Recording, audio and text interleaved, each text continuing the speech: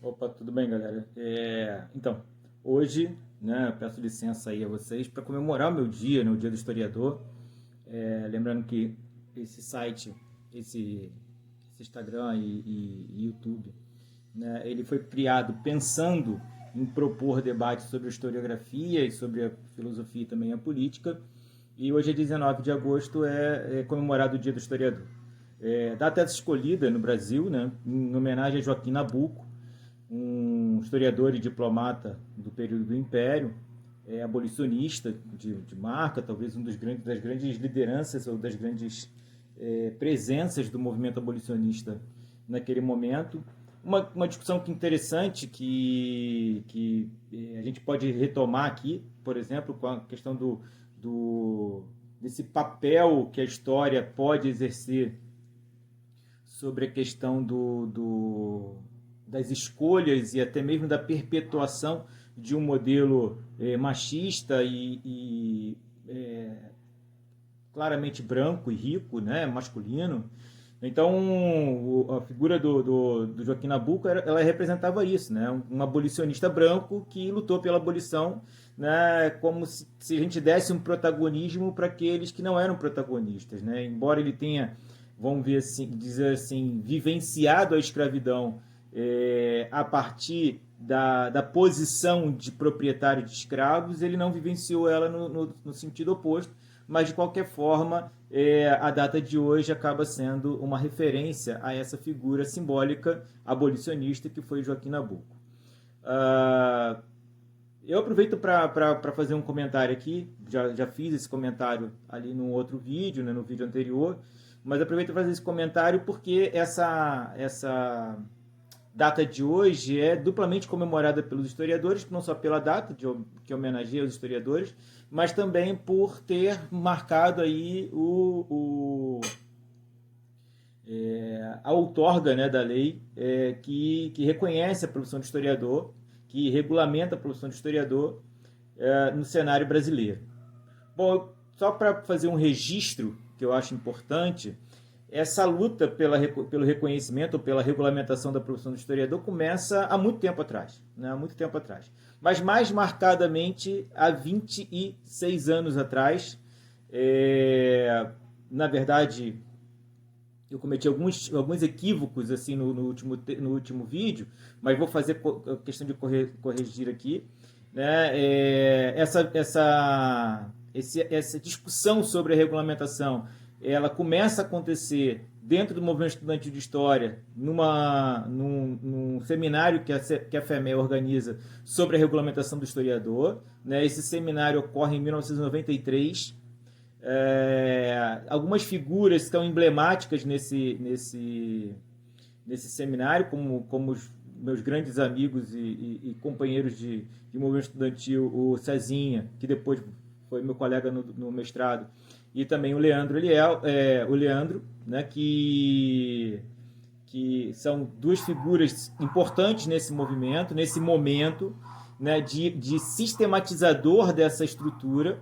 Mais tarde, né, já sistematizado e apresentado pelo então deputado Carlos Santana, né, o projeto ele recebe um empenho muito grande da direção da Federação do Movimento Estudantil de História, na figura do Josimar, né? E depois a gente acaba herdando esse cenário, né? O Centro Acadêmico de História da UERJ, como Secretaria-Geral do Movimento Estudantil de História, como Secretaria-Geral da FEME, acaba herdando o movimento e aí nós, juntamente com os companheiros da UFRJ, com os companheiros de Brasília, com os companheiros do Piauí, de Belo Horizonte, de Ribeirão Preto, pessoal da Bahia, do Ceará, né, pessoal de Belém do Pará, né, que tem uma presença significativa nesse movimento, e nós vamos, ao longo da década de 90 toda, forçando uma barra para que se manifestando para que esse movimento conclua, né, a votação para a regulamentação da profissão do historiador. Isso não acontece, algumas coisas relacionadas ao trâmite dentro do Congresso Nacional, outras coisas relacionadas ao desinteresse do Executivo na época, né? O governo Fernando Henrique ele era contrário à regulamentação da profissão do historiador, embora tivesse reconhecido ou regulamentado a profissão de sociólogo, né? Então, que é curioso esse conflito de interesses. Mas, de qualquer forma, a profissão acaba não sendo reconhecida e depois o Congresso Nacional ele fica praticamente durante 12 anos sem o funcionamento da Comissão de Trabalho.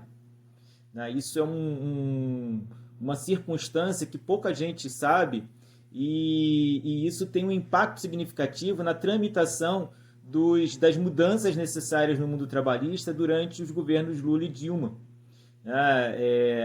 Foi uma relação proposital, né? Alguns setores do parlamento eles esvaziaram essa comissão exatamente para evitar que os governos Lula e Dilma conseguissem fazer aprovações de leis que garantissem maior número de direitos para os trabalhadores. E quando essa comissão volta a se organizar, ainda no governo Dilma, ela começa a dar andamento, então, em projetos que estavam parados lá há muito tempo. Bom, eu queria fazer uma provocação também, fazendo essa recuperação, queria fazer uma provocação à ANPU, né? A Associação Nacional de Historiadores. Ela originalmente era contrário à regulamentação, ou pelo menos na forma como foi, né? Nós hoje estamos regulamentados, reconhecidos todos os historiadores, sejam aqueles formados como bacharéis ou aqueles formados como licenciados. Então, todos nós somos historiadores.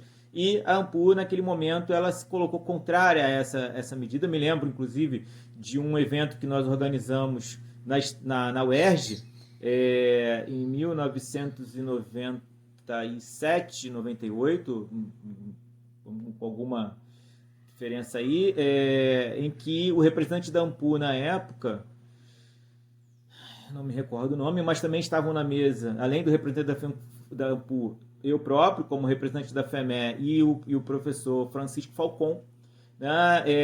E tanto o representante da ANPU quanto o professor Francisco Falcon emitiram uma opinião esvaziada em relação à regulamentação, defenderam a não necessidade da regulamentação, de certa medida também não tem problema nenhum com essa questão de ser regulamentado ou não. Eu sou historiador independente da lei, mas era preciso estabelecer um reconhecimento até para que a gente possa requerer que em determinadas atividades os historiadores sejam protagonistas, né? Então, a ANPU, naquele momento, não teve aí um papel de estar adiante desse processo. Mais tarde, quando entra nesse processo, entra por uma via torta, através de um substitutivo apresentado pelo deputado Sandro Mabel, aquele mesmo dono das rosquinhas Mabel, para quem não lembra. O Sandro Mabel era um deputado de São Paulo, do PTB na época, e eles então apresentam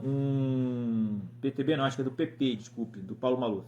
Eles apresentam, então, um substitutivo através do Sandro Mabel, numa tentativa de impedir que os licenciados também fossem reconhecidos como historiadores. Depois, a própria instituição, a própria Associação Nacional voltou atrás e, nos últimos anos, eu acho que com a renovação que houve na ANPU através das gerações e também porque a ANPU passa a reconhecer os licenciados como membros da associação, então essa mudança acabou gerando um novo olhar e uma nova perspectiva da ANPU, e eu acho isso muito louvável.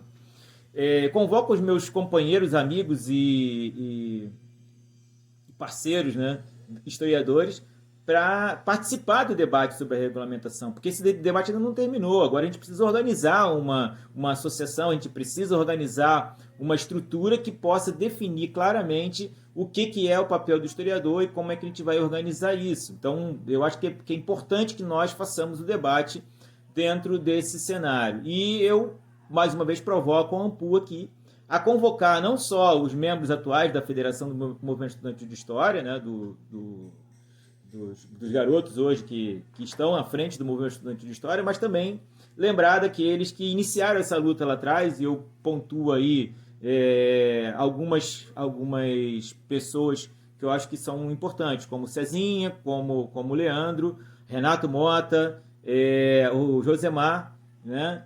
Deixa eu ver, Carmênio, de Brasília, tem mais gente, e aí que eu agora tá faltando o nome, né? Mas o Everaldo aqui do Rio, né? E bom, então assim, provoca a Ampul a convocar essas pessoas a discutirem também esse processo de organização dessa nova instituição que vai ser criada a partir da regulamentação do historiador. Eu acho que é uma necessidade para que a Ampul possa ser efetivamente reconhecida como um espaço representativo dos historiadores e que essa nova instituição também seja um espaço representativo dos historiadores. Nós não podemos excluir ninguém nesse processo. Os professores de história, os professores licenciados em história, aqueles que estão na base, eles precisam estar com vínculos diretos com aqueles que estão hoje nas universidades, e isso é fundamental para que as contribuições historiográficas cheguem até a base do sistema de ensino. Isso aconteceu com a SBEM, da Sociedade Brasileira de Educação Matemática, que foi fundamental na transformação do ensino da matemática, e pode acontecer agora, né, através dessa organização que a gente está por estabelecer. Então, um grande abraço para vocês, e eu acho que a gente precisa agora, né, pensar nessa organização da estrutura dessa associação ou qualquer coisa que a gente venha organizar a partir daí. Um abração, até mais.